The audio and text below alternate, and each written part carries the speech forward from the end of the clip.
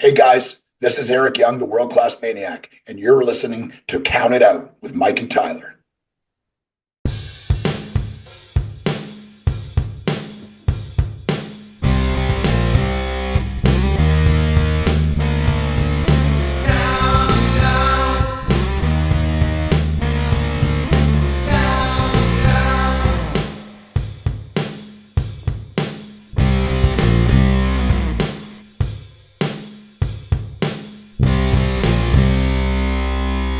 You are listening to Count It Out with Mike and Tyler.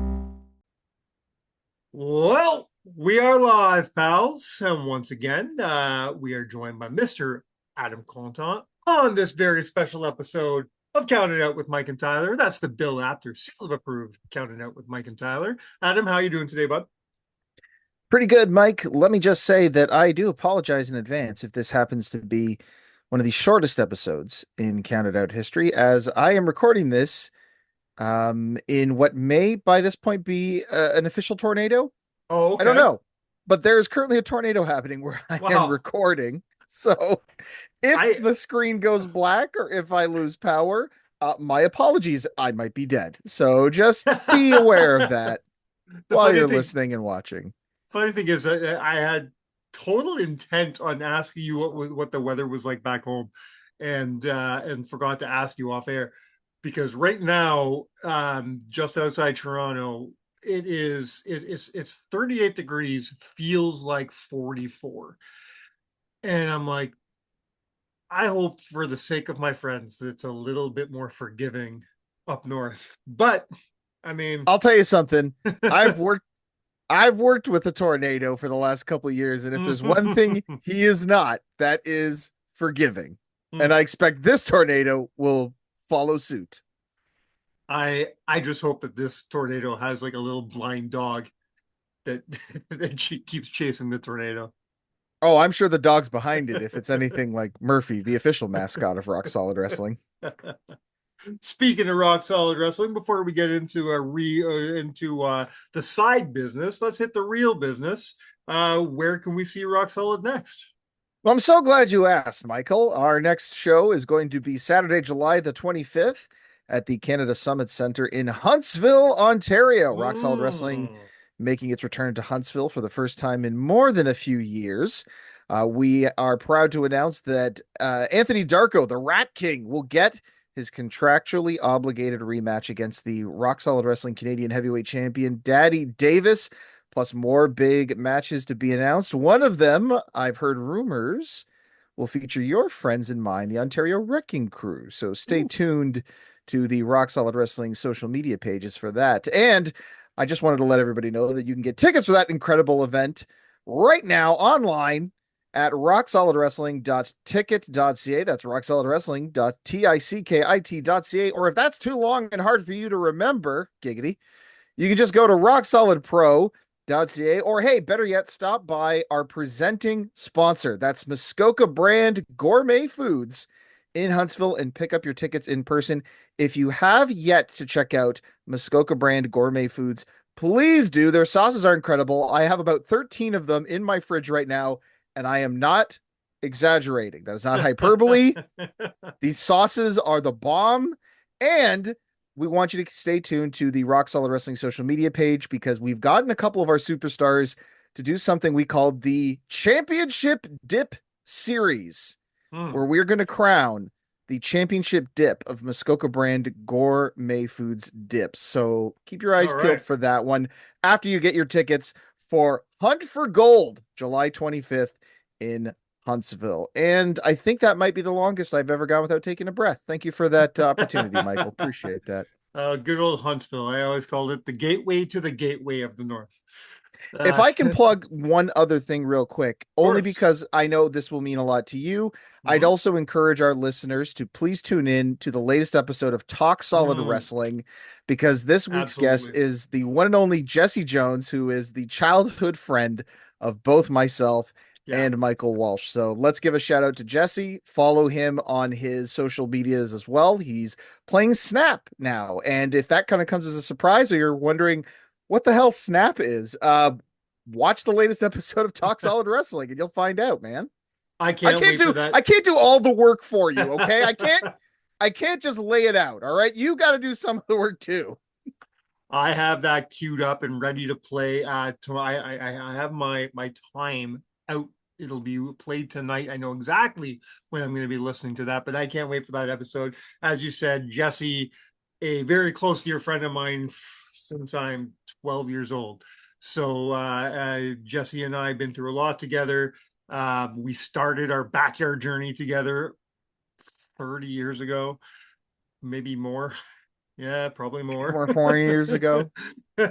So I really, really look forward to this. And I'm sure I was going to say, it's not even an interview. I'm so sure it's a great conversation between two of my best friends. So I really look forward to this one. Yes, everybody go listen to that episode and then listen to the rest because I love me some Talk Solid Wrestling. There hasn't been a bad episode yet.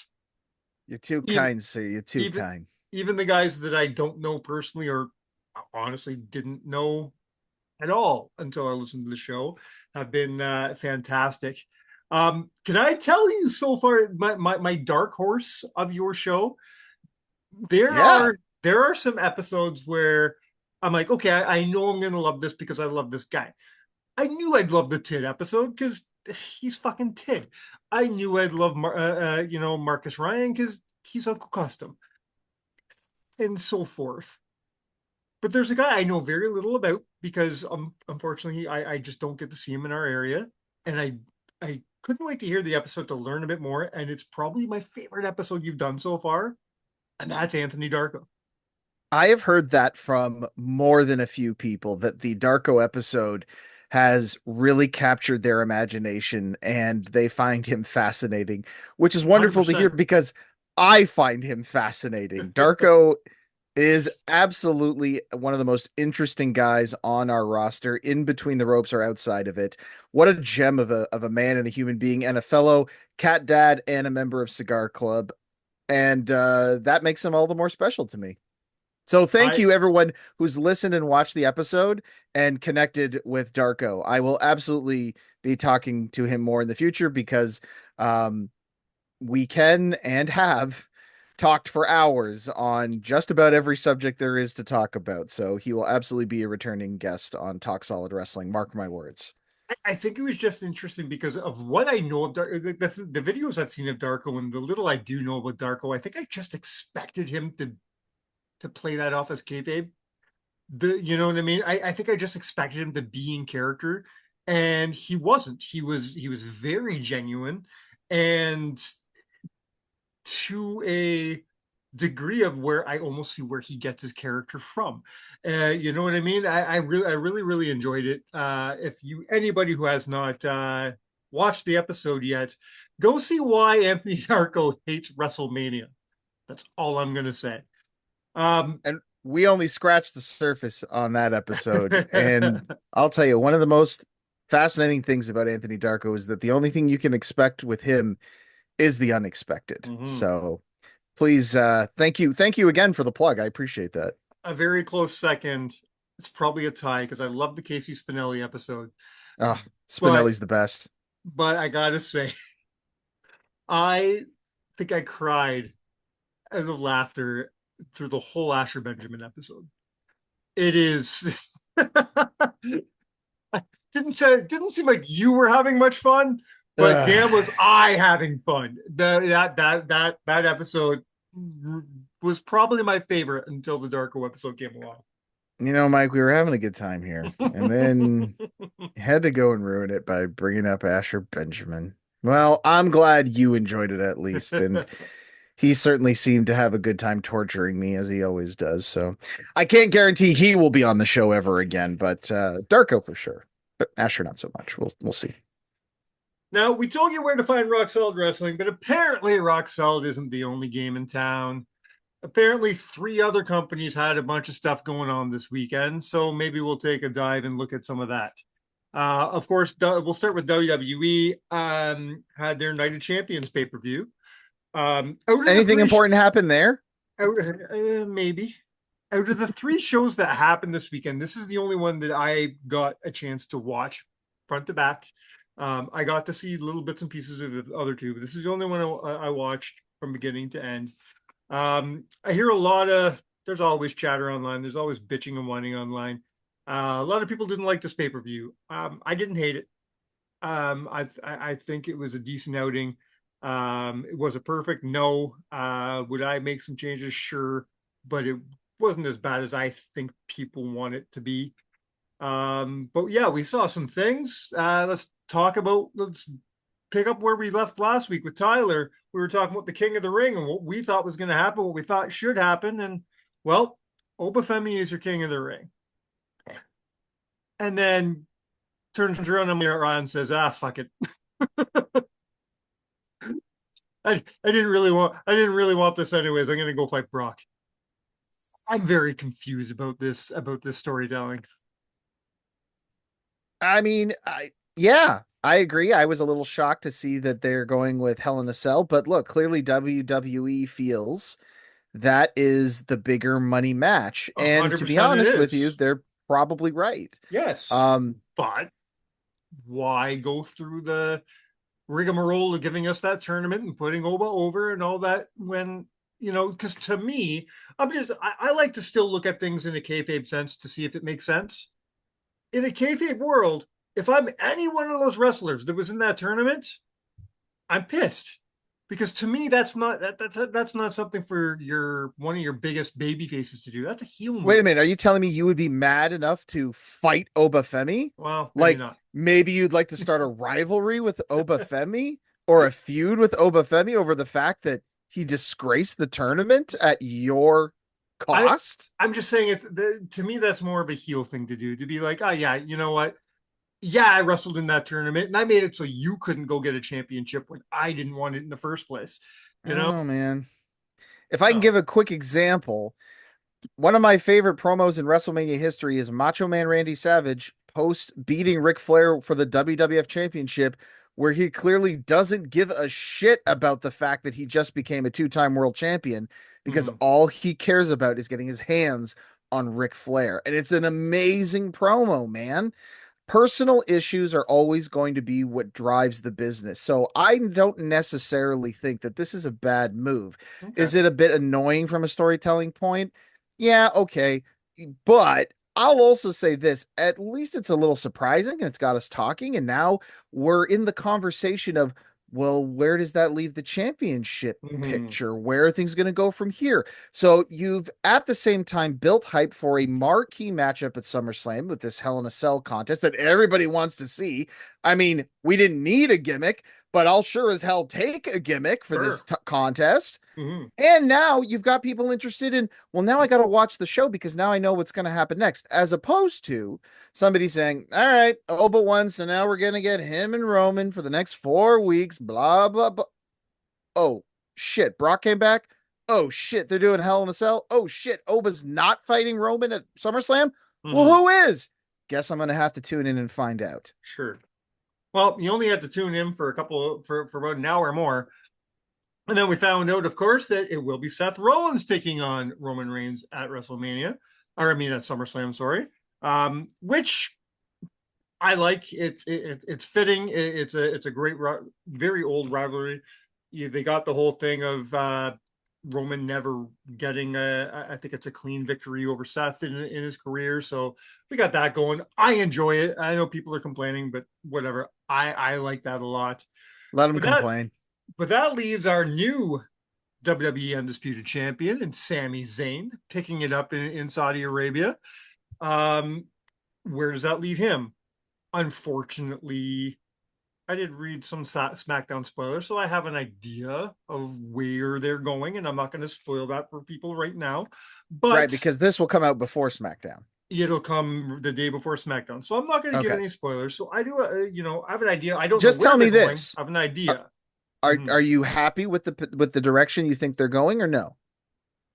That's all you have to say to me. I'm indifferent because I need to see where they go after where they're going. So intriguing, but not necessarily exciting. It depends on how it plays out on SmackDown. I know, or prior or after SmackDown. They'll be setting something up at SmackDown. Where it goes from there, I want to know. Well, I It just all want to say depends. personally, I think Sami Zayn versus Danhausen will be a great main event for SummerSlam. So I don't know what you're complaining about, sir. I would pay a lot of human monies for that, man. Let me ask Um, you something because yeah, I am a little surprised at your lack of enthusiasm over the weekend's events because I have known you to bang the drum for Sami Zayn maybe I more than any of my I'm friends in very the happy he wrestling won. community. And like the fact that you weren't beaming with excitement over this kind of has me a little flummoxed, sir. I'll tell you why, and Explain yourself. I hope I'm wrong. I I think that in less than 3 weeks' time, Sammy won't have that belt anymore. So you don't believe this is real? No, I think I think another man will be going into SummerSlam as champion, and I don't think he'll be facing Sami Zayn. I think they gave this to him as a token at in Saudi Arabia, keep people happy, and then they're going to take it off him very soon. I hope I'm wrong, and if I'm wrong, and he walks into SummerSlam as champion, then you're going to see me banging that drum. I'm just a little trepidatious of what they're doing right now. That's all. Could be interesting to see him keep it because if it ends up that he keeps the belt and Roman retains, Crown Jewel will be a very interesting main event. 100%. A lot of storytelling there, lot of history there. What else? Did anything else really happen well, of course, we got Io Sky winning Queen of the Ring. I think I mentioned this last week. I think it goes without saying that she's going to go up against Rhea at SummerSlam. I thought you watched the pay-per-view, sir. I did. Well, after the match, she said on the microphone, "Liv, I will see you at SummerSlam." Oh no, I missed that part. I saw the win. Oh, you know what? I might have left the room right after the win, and gone to do something. Yeah, I missed that part. I Okay, love well, how our generation of yeah. wrestling fans has evolved. The women's match is no longer the piss break. We at Mm-mm. least have the dignity to hold it until after the match is done now. This is the one thing I hate about wrestling these days. There's no piss breaks. I mean, for the Wow, no. long, The 45 minutes of ads between matches well, usually yes, gives them. yeah, not wrong there, not wrong there. But there's no, there's no giveaway match. There's no matches that you're just like, okay, this is the one where I'm gonna tune out. I don't have those anymore. I mean, I'd love to say I tune out during Ethan Page matches, but I can't even do that anymore. Fuck him for being as good as he is. I hate him for being as good as he is. I mean, I hate him for other reasons, but I hate him for that too. One of many um, reasons. the I wish they gave Trick and Ricky a little bit more time. I don't think we really got what we could get out of those guys in that match, but it was showing a lot of potential. Maybe we'll get a rematch at SummerSlam. That's what I'm hoping there. The Seth Rollins Braun Breaker match was fantastic. I just didn't think it was going to be the blow off. Did you mean to put the emphasis on I like that? No, I like that though. I like that though. Oh, I think that's it for that, really. You're like, we have to move on. uh, You rang that bell twice, I and did. we need to move on. And move on, we shall, to a show that I will watch eventually. There's too much going on this weekend. I just didn't get a chance, but I'm excited to watch it in its entirety. But Slammiversary was this weekend. I'm assuming you watched it in its entirety as the TNA fan that you are. I watched the vast majority of it. Yes. Okay. I'll say this. I think of all the shows being presented this weekend, I think this was the most interesting show Okay. of the weekend. And I say that because, of course, there has been a lot of discourse lately around TNA and some recent changes to the company. For sure. So to me, it felt like this was a prime opportunity for TNA to really step up and show that it doesn't really matter what's going on backstage. The product in front of the camera is Yes. still delivering. Yeah. And in my humble opinion, I would say they did that. They absolutely delivered with this pay-per-view. I think it was a home run from start to finish. I mean, I didn't think there was a bad match on the card. I think they put on great performances. I think that as a fan, I got my money's worth out of it. And I think everybody who watched the show would agree.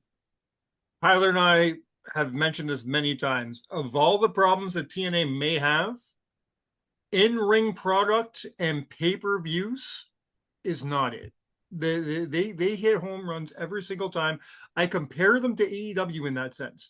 I cannot watch fucking Dynamite. I can't. I just cannot watch their weekly shows. But I'll tune into their pay-per-views because they always deliver in the ring. They do. They haven't had a, well, I'm sure they have, but they haven't had many bad pay-per-views. And the same goes to TNA. I don't remember the last time I watched the TNA pay-per-view and said that was a bad show or that was even a mediocre show, because they always get it done in the ring. So that's why I'm very excited for this show. You know, when you have a guy like Eric Young on your card and you put him in the pre-show, you have a stacked fucking roster. That's all I'm going to say about that. Now I am, we've talked about this a few weeks ago. I am quite a bit behind on my TNA as far as storylines go and who's showing up and what's going on. So maybe you can explain to me. We got Ultimate X happening at this show. Looks to me it was the opener. What an opener! Yep. We'll go through the participants in a second, but one of the participants is the Amazing Red. My question to you is, was this a surprise? Has Amazing Red been on the product for weeks now? Where did this come from? This was his return to TNA, but the announcement of his participation in the match was made a few weeks back. So while this was his first return to action for TNA wrestling in a long time, the knowledge that he was a part of the match had been pretty common by this point. Okay, very good. And of course, with Amazing Red, we see Cedric Alexander, Fabian. How do you say that guy's name? Fabian Eichner. Eichner, thank you. Frankie Kazarian, of course, Casey Navarro, and Leon Slater and Mr. Elegance. Stacked Ultimate X card right there. Leon Slater, I can't wait to watch this match just to see what that kid will do with those participants in a match like that. Mr. Elegance, whatever. I'm sure he's good, but I can't stand what's George's name in the company? The concierge. Concierge. Thank you, yes. That's my turn away moment every time. Well, then he's doing his job well. Well, yeah, sure. He's your Asher Benjamin. Oh, okay. You know the way that like George makes your skin crawl? And like you want to throw up in your mouth when you see him? See, so that's the thing. The concierge does that, but so does George. Asher Benjamin does that. I have a feeling McCully doesn't. Who's McCully? That's what I thought. Thank you for that. You mean that guy from Rock 95? He's yes! Awesome. I love that guy. I'm just saying, they look alike. Moving on, Elijah and AJ Francis. I'm sure they had a okay match. I'm not a big AJ Francis fan, so I will watch it. But yeah, it's not one I'm tuning into. But something I am tuning in for sure would be the Knockouts Tag Team Championship match. You being a huge Knockouts fan in your own right, how did this, and of course a huge Rosemary fan, how did this match play out for you? Exactly how I wanted to, with Demon Bunny winning the tag belts. That's what I wanted. It was the only thing I cared about in this matchup, and I got what I wanted. So thumbs up for me. Fantastic. What do we got? We got Mustafa Ali and Rich Swann. What's this? Not just Mustafa Ali and Rich Swann. Mustafa Ali, Rich Swann, and a In Uha debuting Nation. Uha Nation. Oh, okay. For those of you uninitiated, that is the former Apollo Crews, Yeah. which makes me excited because I think TNA is going to be a fantastic place for that guy to play his trade if he ends up sticking Mhm. around long term. You're talking about a guy that has athleticism for days and a great attitude and hungry. I think that he, if given the ball, will run with it in TNA. And let if that boy's hungry, I think he'll eat at the table in TNA. So I'm all for Uha Nation there. Uh, Looks like we got Moose and Eddie Edwards in a no surrender match. I This this might is have been one of my favorite matches of the night, if not this my is favorite match, just yeah, because the crowd was so dialed in on this one. And nice. that shocked me because I thought for sure hometown boy Eddie Edwards was going to have the home field advantage. Nope. This people, everyone in Boston was all part of Moose Nation. Amazing. It was great. Hometown boy, not to be mistaken with hometown man. No, no, no. Who also did a great job at the pay-per-view. I think he was on the pre-show. I absolutely love that they're still playing this story out. This has been a long told story with the system and everything that went on with them, and with Moose breaking out, and with Alicia going back and forth and everything. I'm glad the story is still going the way it is. I don't know if this was their blow off or not, but Moose, I'm just glad to see that Moose is still a primetime player for this company. Same thing He's with the Eddie Edwards, franchise man. because I am a big fan of Eddie Edwards as well. So I loved seeing these two guys working together. And speaking of the system, if you guys haven't heard, go back last week to check out our interview with Brian Myers and Bear Bronson. Great interview, by the way. Lot of great questions and answers there. Loved it.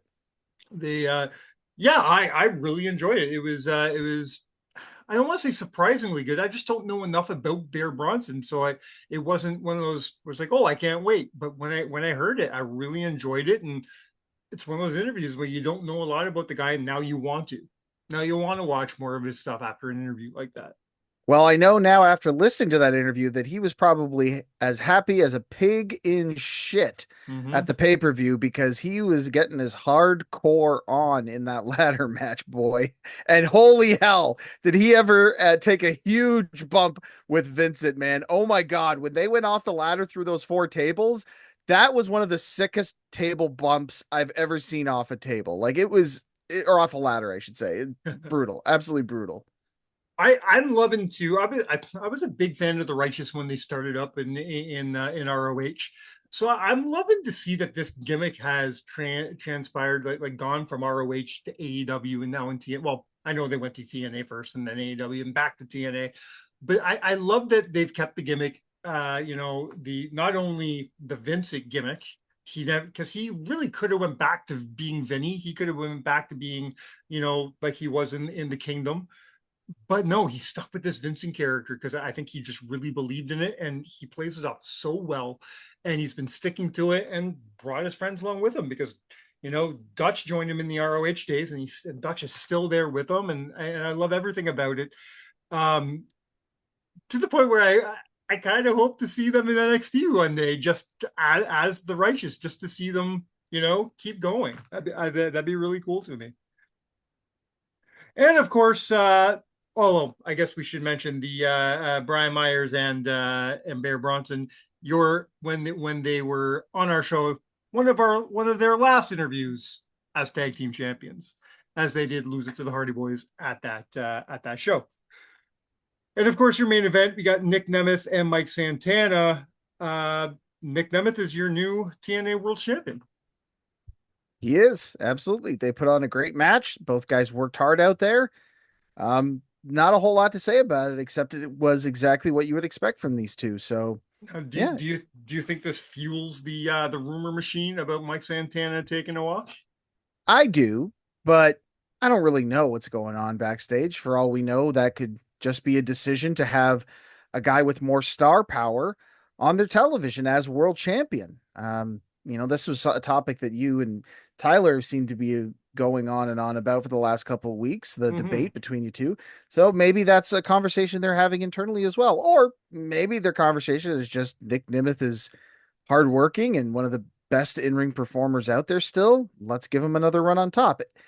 Especially if maybe we're looking at taking this Leon Slater guy and giving him the belt. Maybe we put it on a, cocky, arrogant heel who can also go in the ring. And let's build these two up for a collision in October in a couple of months. Just my 2 cents. And Forbidden Door happens.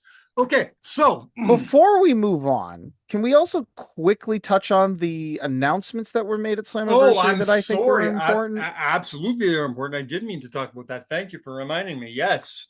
You mentioned the Amazing Red at the top of the pay-per-view. Well, he will now be known as Hall of Famer Amazing Red because he's going into the TNA Hall of Fame this October. Very cool. He's not alone, Mike. Mm-hmm. Do you remember, I don't remember this, when you and I were very young, and if one of us called the other one on the phone, we always answered the same way. Olale! I don't, and I am now embarrassed to learn that this was something I did on a regular basis. On a regular basis. How you and I greeted each other every time. I apologize to everyone of La Raza. My apologies. Hey man, K-Dog, the K-Dog was huge in 1998. I was a young fool who thought he was way cooler than I actually was. But the man who always thought he was cool and actually was Conan. Mm-hmm. No matter where he was, AAA, WWE, AAA, TNA, WCW. Anywhere the guy went, he was cool. Lucha Underground. Absolutely. Man's a legend, absolutely deserves his flowers, and he's going to get them in October. I think that's awesome. 100%. Yeah, very, very deserving. First ballot Hall of Famer, especially in the TNA Hall of Fame. You can talk about his singles work all you want in different companies, but then you have to talk about LAX. I think LAX is just as important to TNA as almost anybody. Especially in the tag team division. You want to talk about tag teams? You and I were just talking not long ago about Beer Money and America's Most Wanted, and you can talk about all these tag teams. Every single time, both incarnations of LAX has to come into the conversation, but you don't get that second incarnation without Conan. So I think Conan is very, very instrumental in not only the tag team division in TNA, but just in TNA in general. The early days of TNA had Conan's fingerprints all over it, and it's very, very noticeable. And 3 Live Crew, man. Absolutely. Like you mentioned, both iterations of LAX, we know that he was pivotal in bringing the Lucha Brothers over to TNA at the time. Yeah, man. What can you say about the guy except he absolutely deserves to be in the Hall of Fame. So It's about time. Now, there was one other announcement that was made that I'd kind of like to get your take on, which is that Tracy Brooks, speaking of Hall of Famers, came out and announced that TNA is getting a new championship, the Knockouts Television Championship. Okay. So your reaction kind of indicates to me that this is not something that you're in favor of. Would you care to elaborate on the noises that came out of your body just a moment ago? I usually don't answer that question. Yeah, I've just never been a fan of new titles. It seems like every company has a new title coming out every fucking 6 months. I don't need any new titles. Just make the titles that you have seem important. We don't need new ones. Is the digital media champion even a fucking thing anymore? No, technically it's the international championship now. Okay. So it's just gone through a rebranding, really. In TNA, I don't think they need any more Knockouts championships.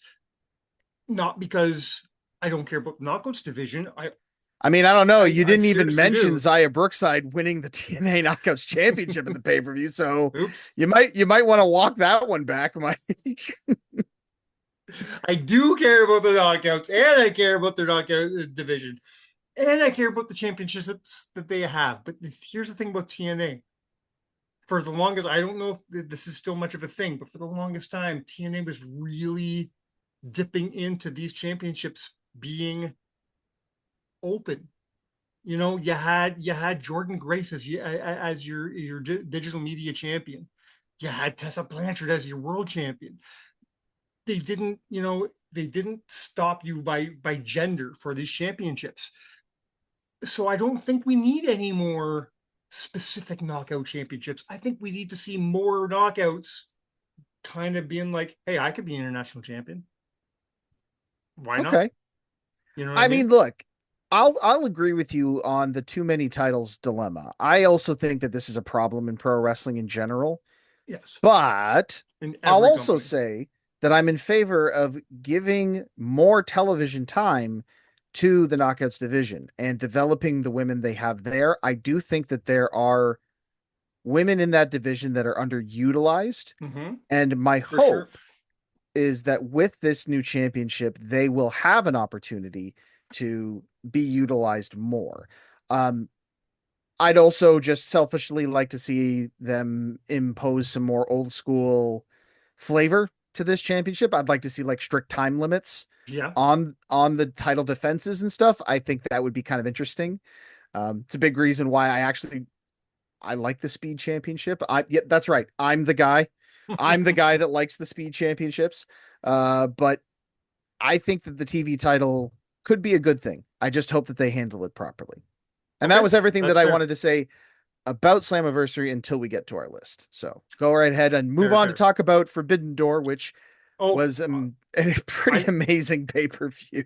oh, okay, because I said what I wanted to say. I said it happened.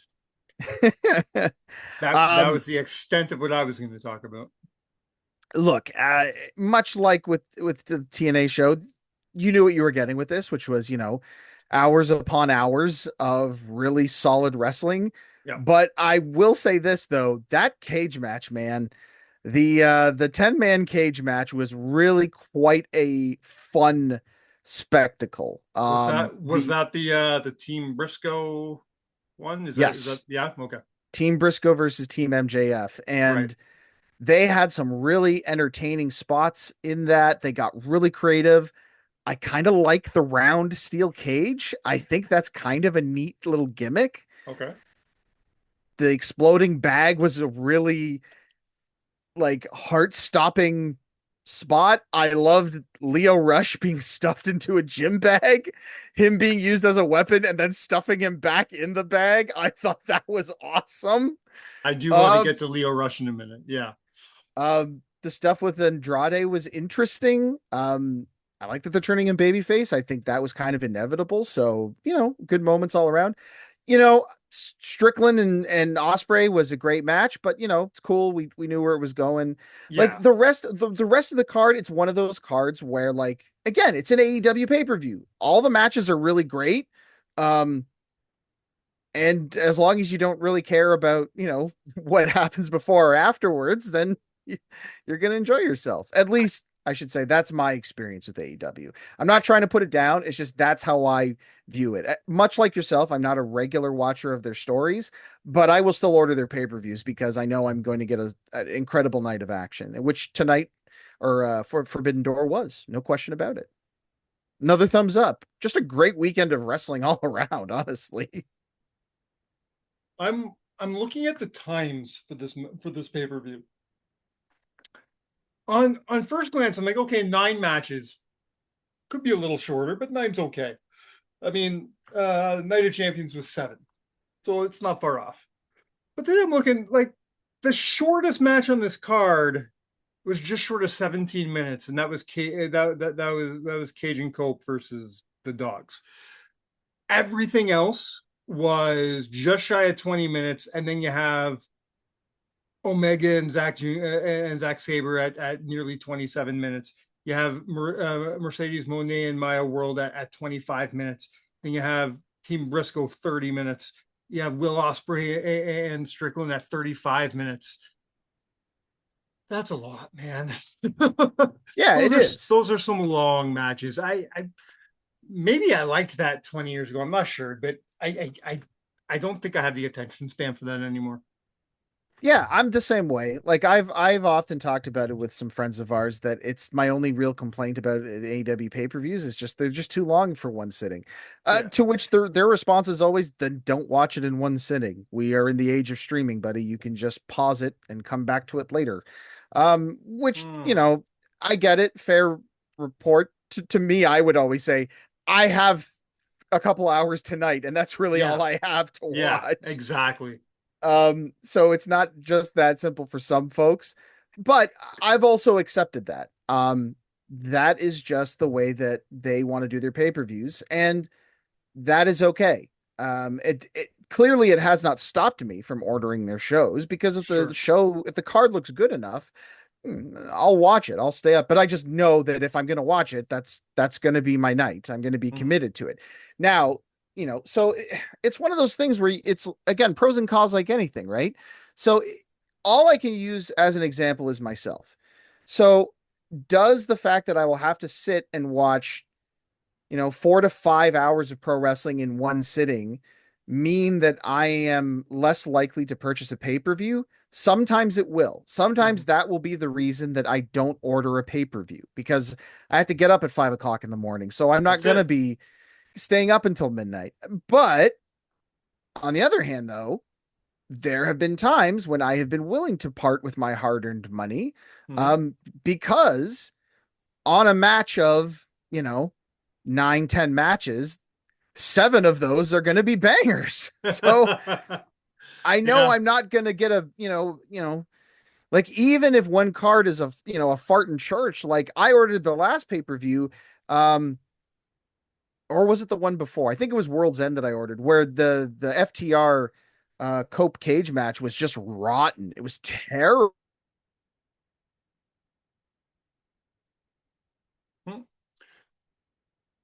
See here. We've lost But Adam. every other match on the card was for a 5 match card.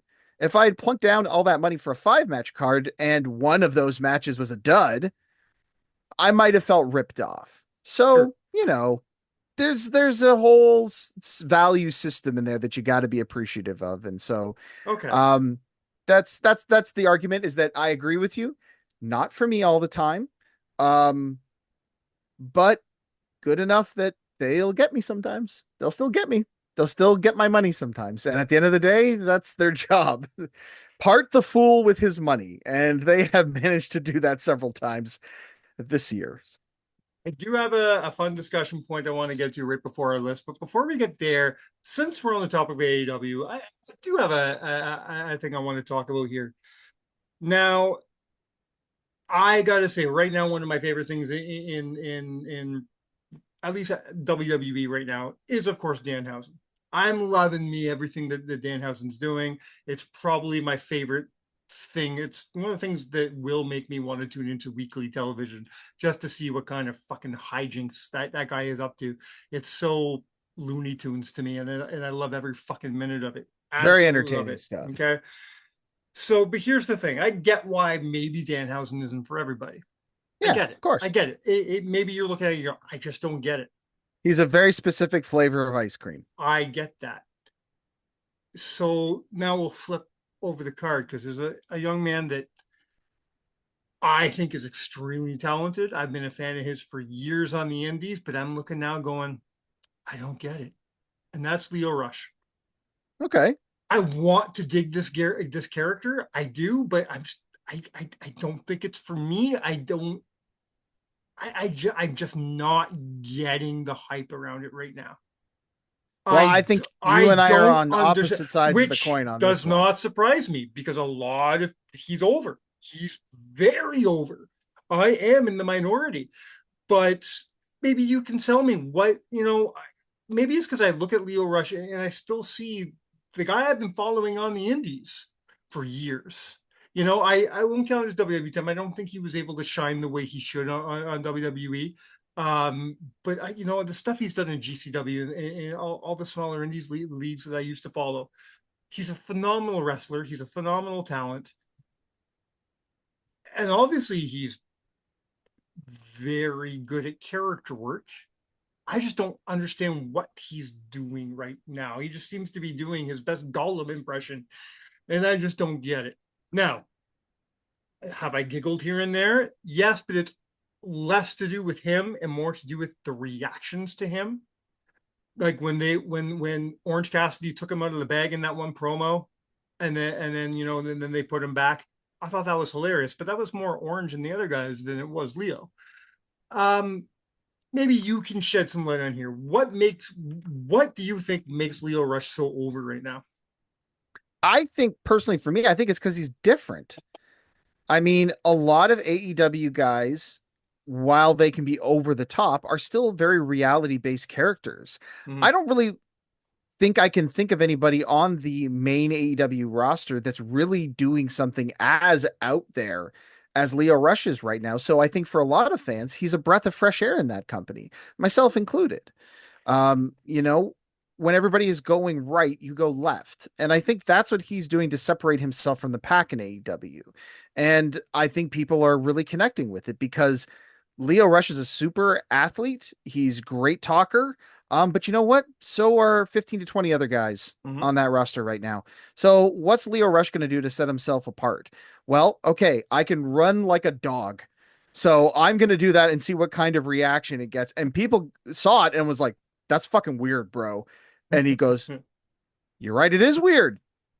Let's go with weird then. And he's just running with it right now. Yeah. And I think a lot of people, that's what they enjoy about it. I know I can only speak for myself, but that's what I enjoy about it is that whenever I see him on my television screen, I'm going to see something different than what everybody else is presenting. And he's doing it well. Like he's presenting a character that sticks with you, right? It's memorable. People are talking about it. That's the spot I remember from the pay-per-view. That's one of the things that stood out for me is, oh my God, the whole bit with Leo Rush, that was hilarious.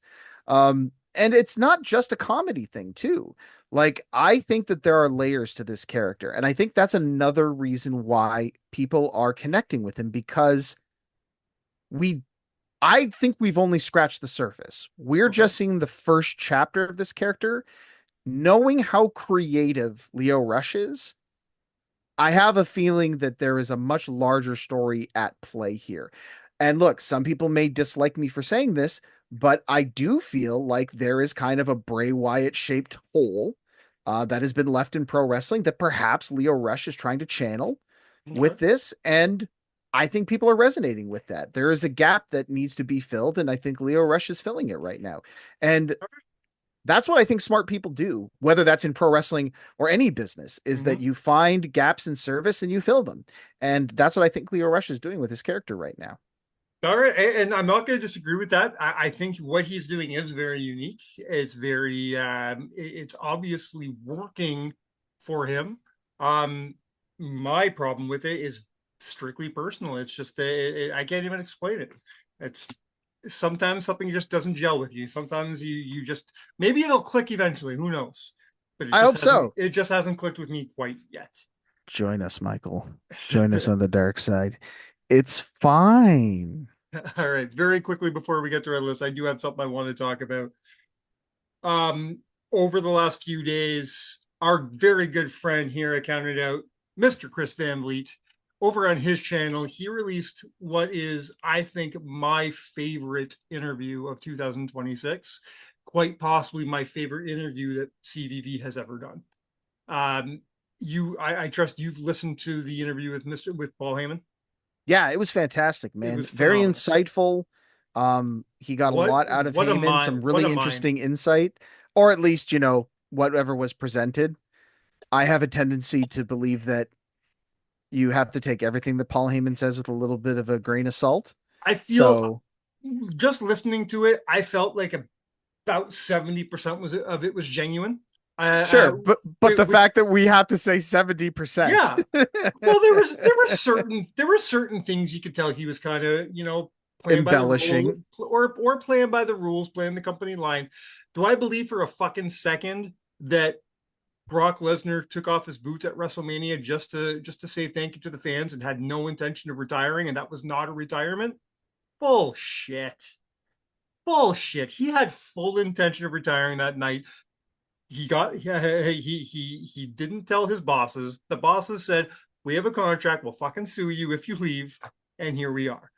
I I don't don't know, believe for man. a second that was just because he didn't have to take off his boots and his socks and all that. He didn't have to do that.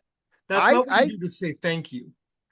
I will agree with you 70% on this. And I will say I I think he did all of that intentionally, but I don't think it was to retire. I believe Chris Van Vliet's theory that he did it as leverage. Hmm. Yeah, yeah. That's my thought. Well, I think Brock Lesnar did it to say, okay, now if you want me for the retirement, the real retirement match, now you're gonna have to pay. and maybe he was trying to go. Maybe he was trying to change their plans because maybe he wanted Ola this whole time. Who Because knows? doing that, I think, is what set us up for this story with Oba. I Yeah, it think could be. I truly think that if that doesn't happen that night, he goes away for a few months and he comes back in time to start a feud with Gunther. Yeah, it's possible. I truly do believe that.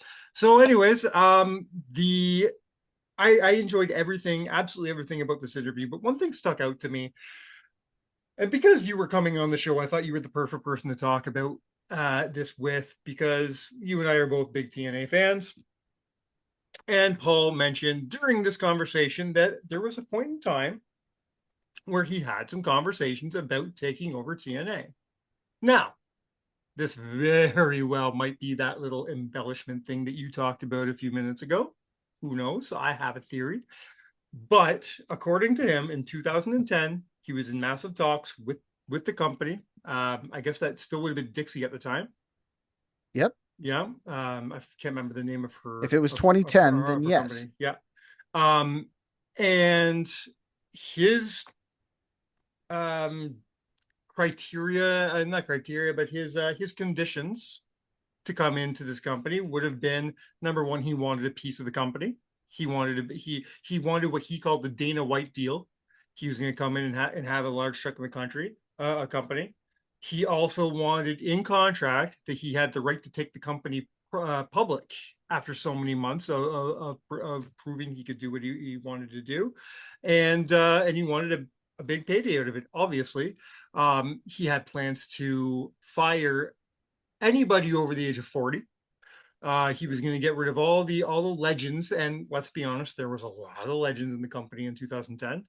He said he didn't say who, but he said he was going to keep one. I'd like to think that that one would have been Sting, because that to me is what makes sense, but who knows? Um, I mean, C.W. Anderson was with the company in 2010, so it might have been C-Dub.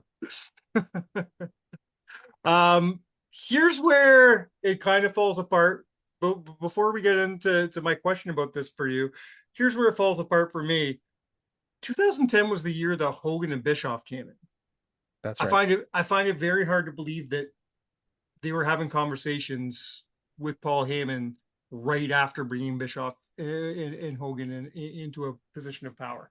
Well, being fair, they didn't specify when in 2010. But Bischoff and Hogan came in January 4th. Sure, but what if they were talking about bringing him in 2010, but the conversations happened earlier? I guess that's My, possible. Yeah, if I was going to hypothesize, I would say Paul Heyman was plan B. for sure. Yeah. So the idea was we're going after Hogan and Bischoff, but if they don't work out, then Heyman is plan B. Now, which brings up my question for you. Let's play Again, that's assuming that this is before the yeah, start of 2010. for sure. Now let's play a game where we live in that universe where Paul Heyman signs on that dotted line and takes over TNA. He gets all his conditions. He takes that company public. He fires everybody over the age of 40. And I do have their 2010 roster if you have any questions as we move on.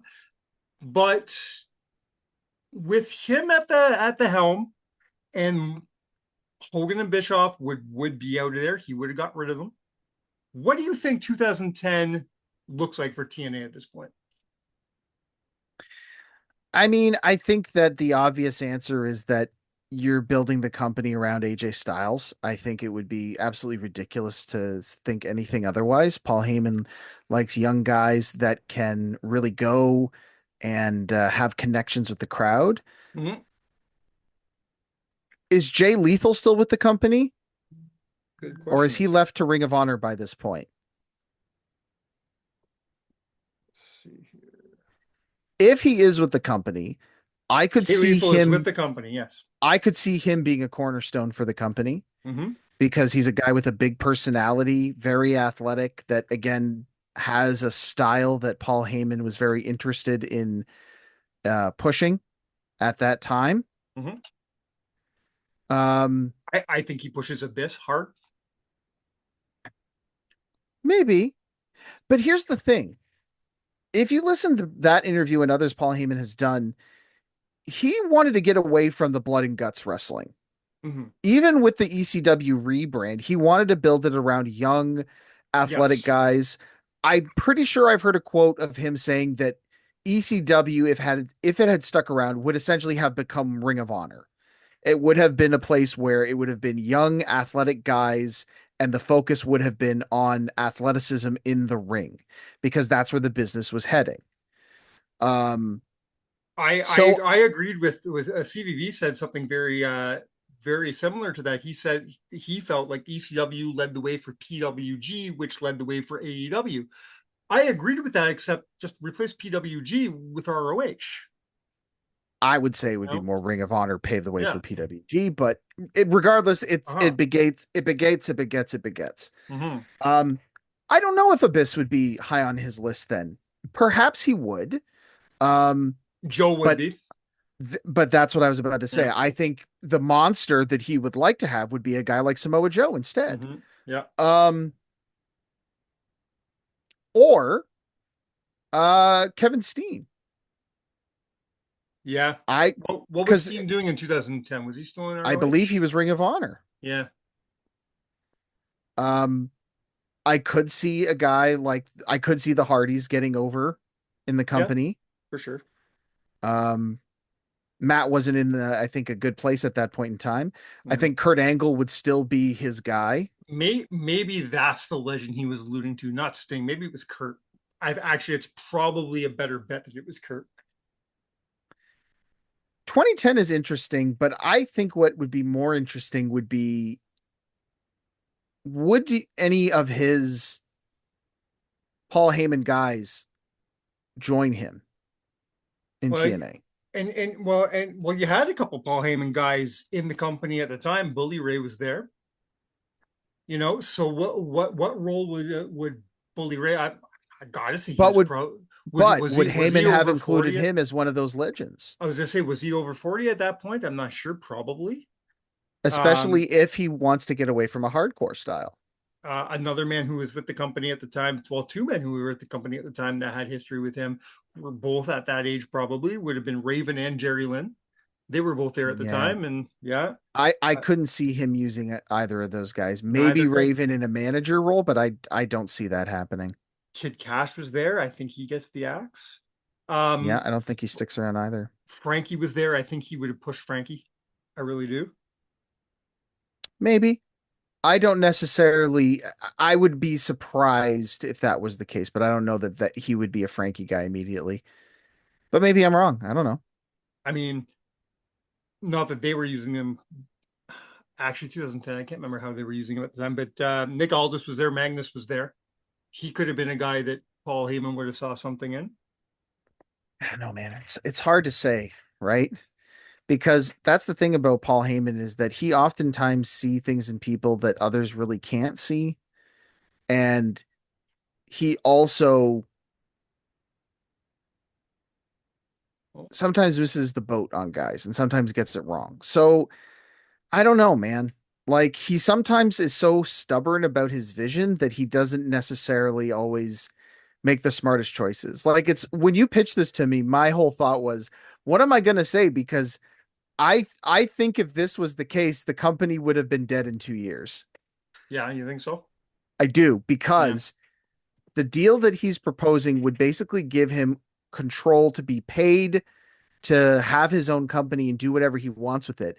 But the problem is that so much of TNA relied on their partnership with their network. Mhm. And as we know, Paul Heyman does not like answering to a network or No, he does not. anybody for that matter if he's going to be running a company. So Oh, he would have brought I Cyrus back for sure. I don't know, man. It's I think from a creative standpoint there could have been something there, Mhm. but I think it would have been similar to the ECW run in 2006. I think he would have gotten so frustrated, and the TNN run in 99. I think he would have just gotten so frustrated with the people telling him what to do, um, that the company just, Paul Heyman, as wonderful as he is creatively, he is his own worst enemy sometimes. So that would be my bold prediction, honestly, is that I don't think it would have mattered. I think we would have maybe gotten a year or two of really great TV, and then they would have run out of money. So there was still a lot of ECW guys on this roster at the time. Stevie Richards was there, Sandman was there, Sabu was there, Rhino was there. I think it's fair to say that they would all find themselves to the door shortly after. But here's a man. Maybe not Sabu. I Okay. think I think Paul has a special place in his heart for Sabu. Well, speaking of special place in Paul's heart, I don't know necessarily know that he'd be a wrestler. Like he certainly wouldn't be sure. there full time, but No. I think he may bring him in as a special attraction or take care of him. So what do you think Paul does with Rob Van Dam? I think he's the torchbearer that passes it to AJ Styles I think so too. I think he uses Rob Van Dam or Jay Lethal. For the first part of his tenure, and then kind of fizzles him out. Uses him in that because in 2010 Van Dam could still go.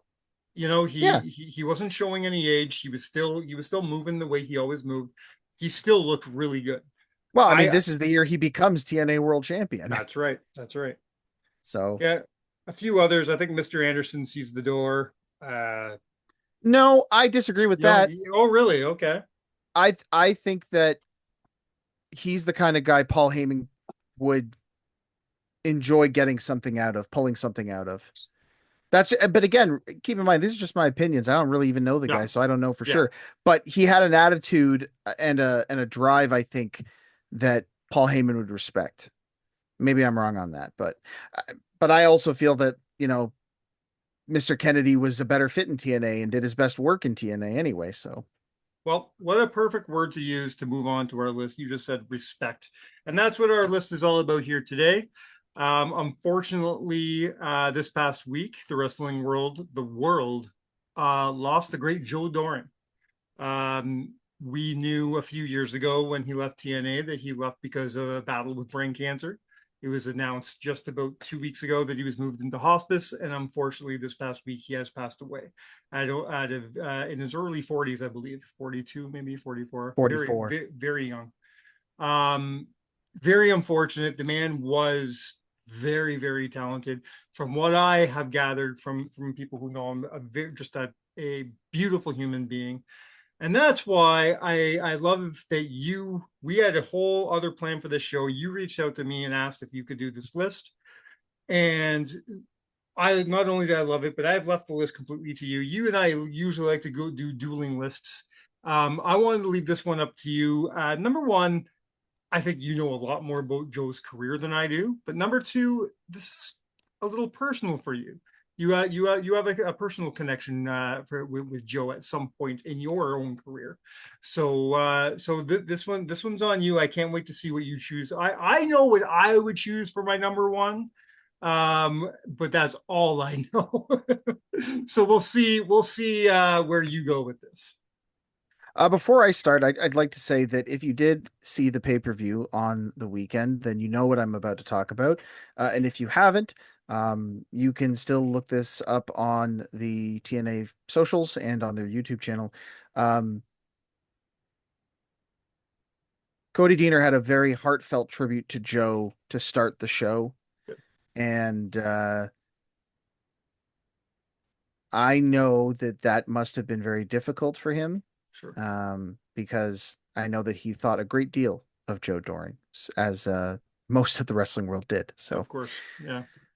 Before you even listen to me rattle off, just matches that I enjoyed as a fan of Joe Doring's, please go back and listen to the words of a man who knew him as a friend and coworker and so much more. Please do that and then come back to this list and let me maybe give some recommendations for Joe Doering matches because tragically, Joe Doering, was not a household name in professional wrestling, even though he probably should have been. And so I think he was just in the wrong generation, man. You look at that man and you could go and put him in the territory days. You put him into the late 70s, the early 80s. He'd be running with Bruiser Brody. You know what I mean? He'd be running with Stan Hansen.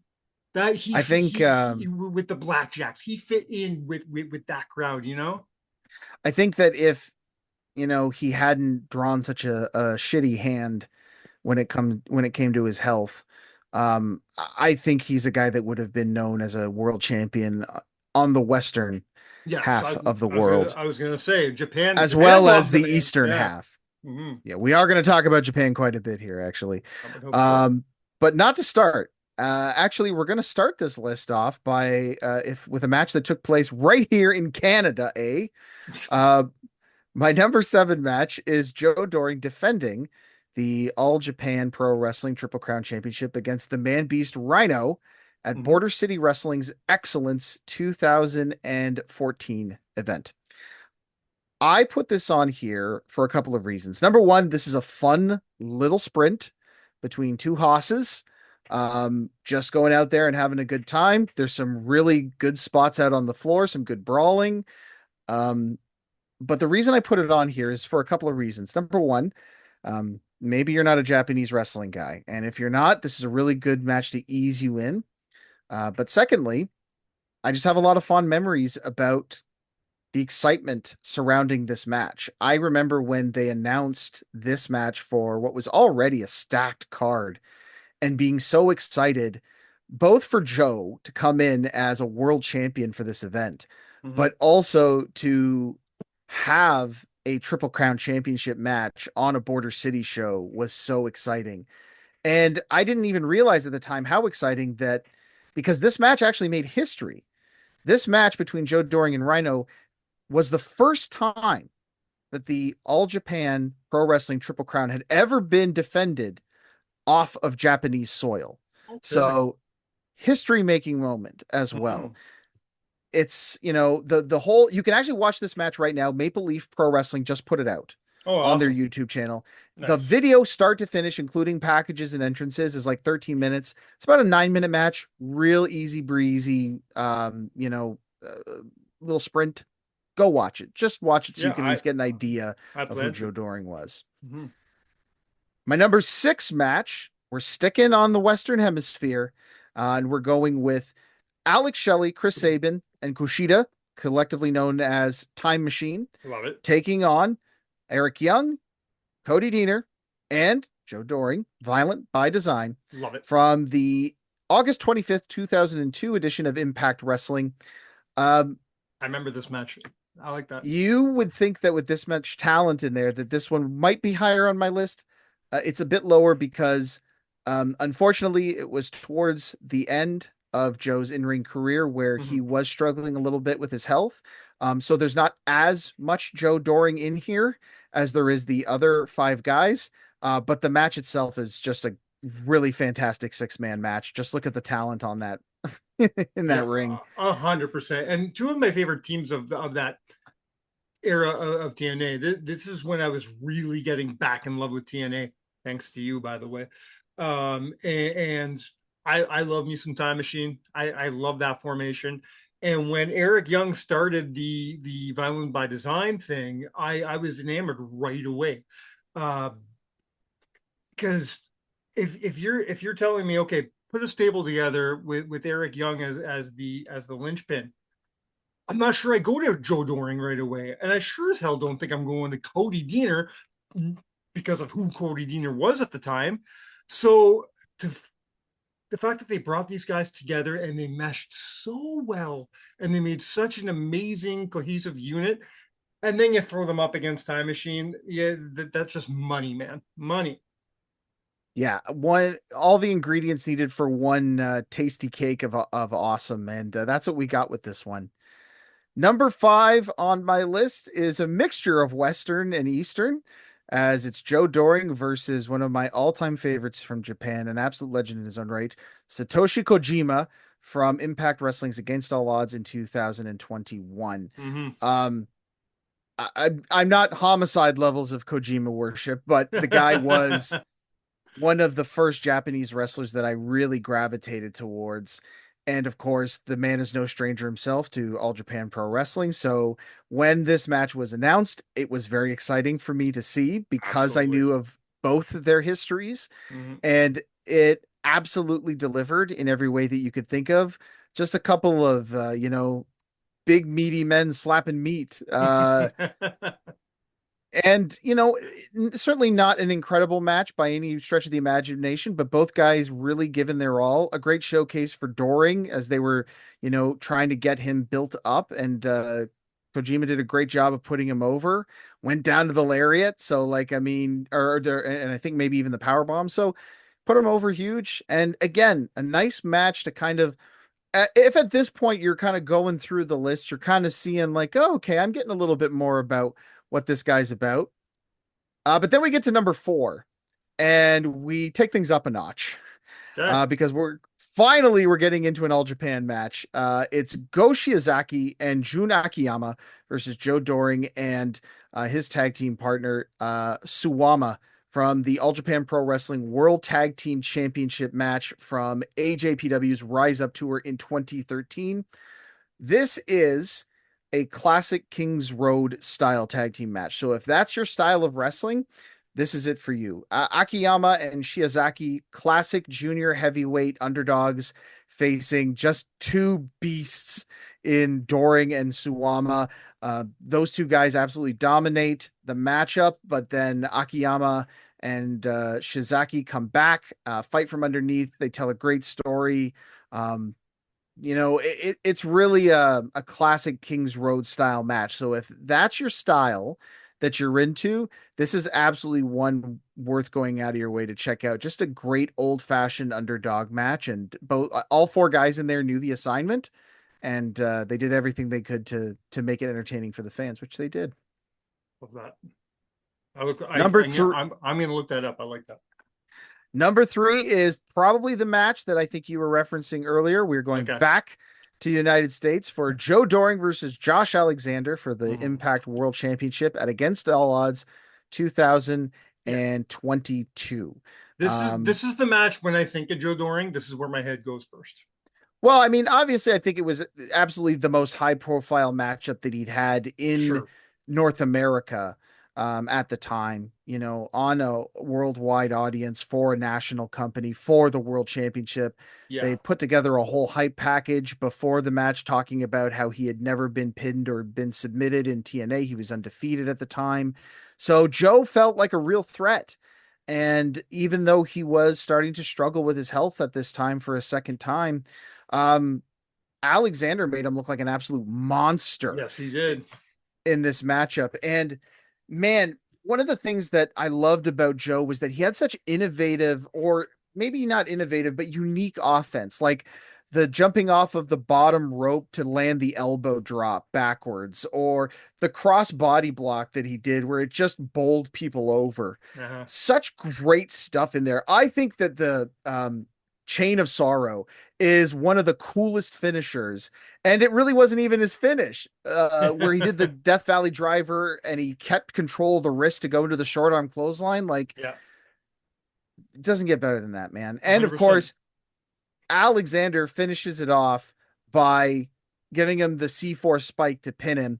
What I love about this match is that it was a story of endurance, because early on it's about how Josh can't overpower Joe and he can't beat him with brute force, because 75% of this match is Joe Doering kicking the shit out of Josh Alexander. And then the last 25 is Joe Doering sucking wind and gassing out, and Josh Alexander having a little bit more in the tank than Joe did.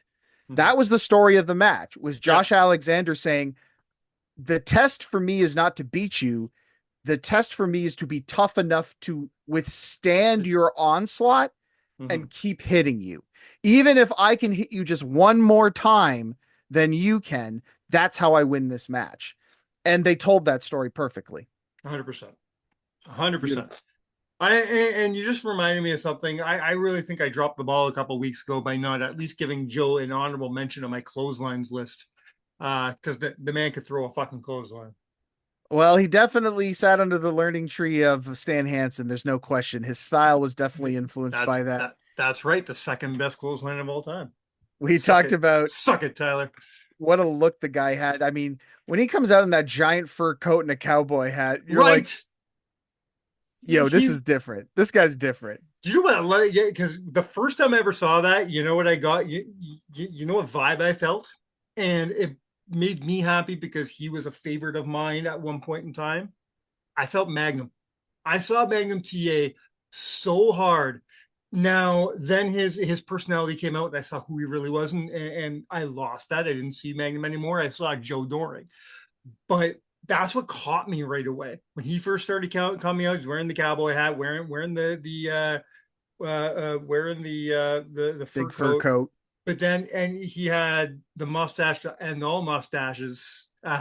You know, it takes what a sneer. That sneer is iconic, man. Right. So I'm saying he belonged back in that day with Hansen, and I just imagine him in his prime and Brody in their prime. You know what I mean? Like that's where I almost feel like he really belonged in the ethos of time. It's so serendipitous that you brought up Magnum, because I did have the thought today watching matches about how similar this story is of a guy that had all the tools, and if fate had not intervened, who knows how high his star could have risen, right? And I feel Joe Doering is very much the Magnum TA of another generation, because they have the same story, sadly. I do think he would have been a focal point in TNA for sure. You know, imagine the stories that could have been told. He could, you know, he very well imagine the babyface turn he makes when he turns on Cody. You know what I mean? And him and Cody finally start having it out, and Cody would be the perfect villain for this newly turned babyface in Joe Doering. And I think he would be over like fucking Rover for sure. Well, enough about what ifs. Let's talk about what did happen. In my number 2 match, which happened at All Japan Pro Wrestling New Year's War 2015 for the All Japan Pro Wrestling Championship, the Triple Crown title, Go Shiozaki versus Joe Doering. That's right. Go is back. And he's not taking no for an answer this time. This is the match where he defeats Joe Doering for the championship. Man, what a great clash of styles here. Again, classic big bully heel versus the plucky white meat babyface. But what makes the match really great from a pure sport aspect is the strategy imposed by the wrestlers. Doering is there to just power through Shiozaki. He's using all the big power moves, tossing them around, using his weight, and Shiozaki is just striking him every chance he gets. He's all about the kicks and the strikes and the stick and move, and it tells a great fight story here. And a lot of the research I did listed this as kind of like the apex match of Joe's career. Now, I'll say for personal reasons, it's number 2 instead of number 1, which we'll get to in a moment. But I do understand why so many people like this match. Again, especially if you're a fan of the King's Road style, where it continues to build and build to a crescendo. This one's got it all. It's well worth a look, but I wouldn't say that if you're going to look through Joe Doering's Japan catalog, it's the one match you should watch. That would be my number 1 match, which is Dylan James and Joe Doering versus Shuji Ishikawa and Suwama. That's right. The guy he was teaming with in the last match I had him on here in the Real World Tag League Finals of 2018. Oh my God. Kojima and Doering were 2, big meaty men slapping meat. This is four big beefy bastards slapping meat, man. These guys brawled all over the arena and no quarter was given and none taken. These four guys just beat the hell out of each other. And oh my God, was it entertaining from start to finish, man. Just, yeah, I don't know what else to say about it except like this is a match that makes you just go, I can't believe these guys are all in one piece after they're done because the hits were so hard. And every time I thought, okay, well, this is it, they kept kicking out. It was kind of like, so remember we reviewed Fatal 4-Way matches a few weeks ago and we talked about the SummerSlam 2017 main event being like a complete car crash of the best kind. So if you mix that with Masato Tanaka versus Mike Awesome from ECW's One Night Stand 2005, that's kind of what you get here, but it's a tag team match and there's no weapons. It's just their bodies. I need to watch this. Okay. You really intrigued. do. I'm really intrigued. This match was like number 2 on a lot of lists, 3 on a couple lists that I found. But after I watched it, I was like, you guys are crazy. This is the best match on the list. Hands down, man. Also, I'm going to trademark big beefy bastards. Yes, that's what I want. 100%. I like on that. a t-shirt. But that's my quick list of 7 matches that I'm calling them 7 matches of Joe Doering that I think you should watch if you've never seen him work. I think that's great. I do have one honorable mention if I can mention it. All right. I don't remember the name of the show. I don't remember the date, but it is Joe Doering versus Hornet in Windsor, Ontario at the Chubby Pickle Bar for Sin City Wrestling with ring announcer Adam Contant in all his airbrushed ring jacket, slicked back hair glory. This was one of the few times that I got to work with Joe Doering.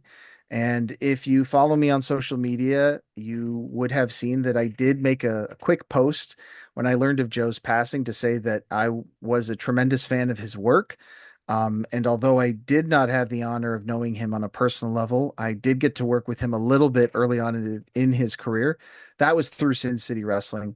And all of my interactions with Joe were nothing but pleasant. And I certainly never had a bad word to say about him. And neither did any of the people that knew him on a personal level. And Mike, you were really gracious enough to let me gather up some stories and comments from people who knew Joe in a personal way, and allow me to share them on the podcast. So with that in mind, if that's okay, I'd like to just share them out here. So our mutual friend, Jeff DeHaan, when learning of Joe's passing, he had recalled a time hanging out with Joe, and this is what he had to say. When I think of Joe Doering, the first thing I think of, oddly, isn't wrestling. I remember the first time I went to see Batman Begins in the movie theater, and it was myself, Cannibal, Johnny Devine, and Joe. It was probably the only time I did something non-wrestling related with wrestlers who weren't already friends of mine. Batman Begins came out in June, so Joe was still really early in his career in 2005, but he had been doing some BCW shows at the time, so I was familiar with him. And despite me basically being Cannibal's gopher / tag along, he didn't treat me like it. It was a fun night of shooting the shit and talking about Batman. Our friend Aaron Rakowski recalls a time that well, that's funny that you should make a bit of a barking sound and you'll find out why. So Aaron had this to say. Joe was always one of my favorite guys. I remember reading that he won the All Japan Pro Wrestling Triple Crown Championship. And soon after, I saw him walking his dog in the Walkerville neighborhood, and I got to congratulate him. He was walking this tiny little dog in the Walkerville area. I don't think it was even a week after he had won the Triple Crown Championship from Suwama in AJPW. And I said, "Hey, congrats, champ." And he gave me his big Joe smile. And then my friend Cannibal Kirk, who was the promoter for Sin City Wrestling, he reached out with this one. Just before Joe made his debut in All Japan, his manager and mentor, Scott D'Amore, agreed to loan him out to some Ontario indies. And we went on a road trip together going to Oshawa. In the car was Joe, Gutter, Brad freaking Martin, Phil Atlas, and myself. Now, we didn't have any money and we weren't looking to spend a penny, so we got a jar of peanut butter and 2 loaves of bread. And Joe came up with a cute rib. Whenever anybody said anything about the roadside, other cars, or anything at all, we would just start singing, "Why Don't We Do It in the Road" by the Beatles. We would have to sing a verse and the chorus and then pretend that we didn't do it at all. The rib turned into a game. Using all the consuming sticky power of peanut butter, one of us would start singing, causing the other to choke. Peanut butter was smeared on the dashboard and windows, but laughs and good times were had. And I love that. I don't remember who told me this story. It's not my story, but I'll always remember it as sticking out as being one of the funniest things I ever heard, which is a group of guys had gone out with Joe, and when they had all had a little too much to drink, they had decided to go to, let's call it a less than legitimate massage parlor in downtown Windsor. And Joe Doering had they ended up having to leave because Joe refused to pay for a tip because he did not want any of the extracurriculars that came with the massage. He just wanted a regular ass massage. Let me rephrase that. Not a regular ass massage, just a regular ass massage. He just wanted a massage. He didn't want any of the funny business. He wanted to keep it strictly professional. And the woman at the front desk was insistent that he pay the tip because that was what was going to happen. So eventually they got frustrated and left. I mean, listen, if I'd be on his side here if he didn't walk into the massage parlor wearing only his fur coat. But in the end, those are I great think that stories. I think those stories demonstrate my personal feelings about Joe Doering, which is that he was a walking contradiction. Yeah. Because you had this guy who was incredibly imposing, huge physique, a snarl that you'd never forget. But when the cameras were off outside of the ring, he was an average Joe. And in between the ropes, he was anything but. Absolutely. So to me, he's a walking contradiction of the best kind. And I think that is why we have seen such an outpouring of love and grief and wonderful memories for Joe Doering. And I hope that continues. I just hope it never stops because he's a guy that deserves to be remembered forever. And the cool thing is, I think that, everybody wants to talk about, what your legacy is going to be, what your legacy is when you pass away. I think that is his legacy right there. I don't think his legacy has anything to do with professional wrestling. I think right there, because, I've read other reports and I've listened to other podcasts and heard other stories. People keep telling stories like this, and it's nothing to do with wrestling. It's these kind of stories. I really think that this is Joe Doering's legacy. But from a professional standpoint, if you want to talk about professional legacy, one thing I do hope for Joe is that the current and future fan base of professional wrestling really use platforms like this to dive into his career, listening to someone like you giving some matches, go down those rabbit holes, watch those matches, because I think at the end of the day, the best legacy you could give this man, I think his name could and should be in conversation with Steve Williams, Vader, Bam Bam, Terry Gordy, Bruiser Brody, Stan Hansen, as one of the greatest Gaijins to wrestle in All Japan, let alone have their championship. I think he belongs in that conversation, and the only way he gets in that conversation is for people to keep watching these matches. Well, if that is what today's episode leads to, then I feel like I've done some good work today. Mm-hmm. Shall we toast? Absolutely. To Joe Doering? To Joe Doering. To Joe.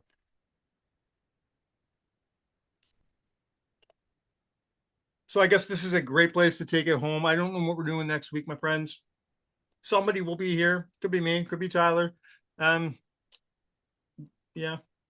But we'll do between something. now and then, We'll be watching a lot of Joe Doering We're matches. going to be watching a lot of Joe Doering matches. I'm going to catch up on this list because there's at least 3 matches on your list that I've never seen, maybe 4. And I plan on watching them all, especially that number 1. I'm really excited about that number 1. So, and number 7. Especially since you said it's on the MLP webpage, I'm excited to go check that out. So, in tribute and in love of Joe Doering, we say you have been counted out. Cheers. Rest in peace, Joe.